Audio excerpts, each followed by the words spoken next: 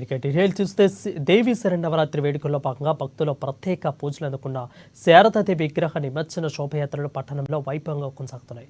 వాడవాడల అమ్మవారిని ప్రతిష్ఠించి వేద పండితుల వేద మంత్రోచ్చరణాల నడుమ పూజలు జరిపారు.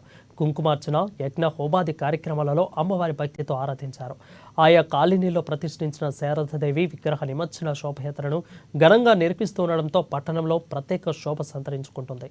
ఇక పట్టణంలోని శ్రీ వాసవి కన్యకా పరమేశ్వరి దేవాలయంలో ప్రతిష్ఠించిన శారదామాత విగ్రహ నిమజ్జన వేడుకలు అట్టహాసంగా సాగాయి. ఆర్యవైశ్య మహిళలు, యువతులు వేడుకల్లో భారీ సంఖ్యలో పాల్గొని సందడి చేశారు. భక్తి గీతాలను అనుగుణంగా నృత్యాలు చేస్తూ హోరెత్తించారు. చిన్నారులు, యువతులు, మహిళలంతా కలిసి నృత్యాలు చేశారు. ప్రత్యేకంగా అలరించిన వాహనంలో అమ్మవారి విగ్రహాన్ని ఉంచి శోభయాత్ర చేపట్టారు.